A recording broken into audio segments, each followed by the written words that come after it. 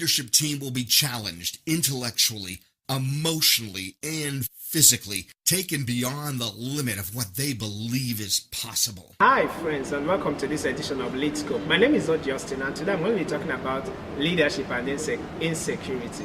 Leadership and insecurity. It's sad how you find organizations that attract great talents, but they cannot keep and maximize those talents because of insecurity in leadership.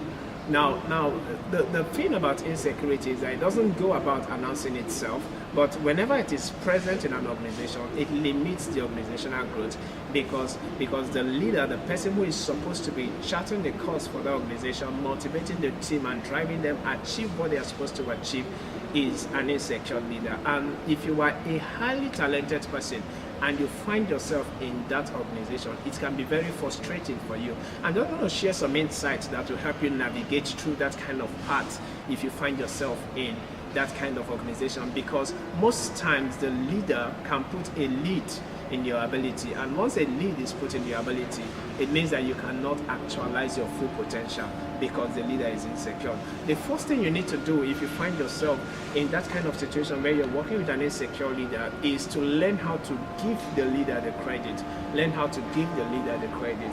Now, oftentimes in leadership, I always say that the goal is more important than the role. So it doesn't matter what you do to lead to the actualization of the result. It doesn't matter the amount of skill you brought to the table. It doesn't matter the amount of bandwidth you had to spend on that task.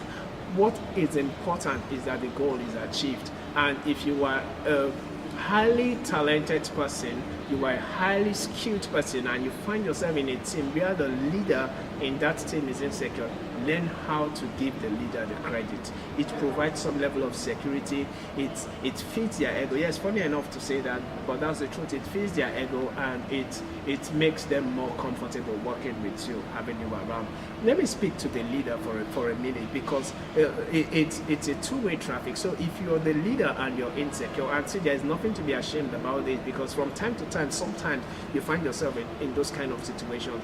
If you're the leader and you're insecure and you have a highly talented person in your team, it's not a time to begin to look for a way to kick this person down or put them down and to make sure that they do not really add the required value because you feel their position threatens your own position as a leader. No, what you should actually do is to learn how to maximize their influence, learn how to use their influence. So don't say because this person is talented, because by the reason of talent and giftings, this person has some level of influence, and it is actually a good value add for you as the leader, but you need to learn how to use their influence.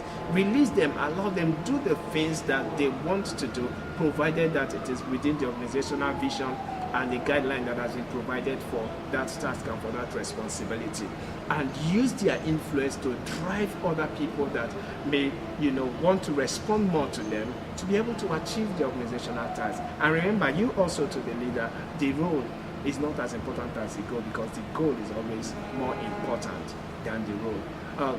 So this is the much I can take in this edition of Lead Scope. Until I come your way next week.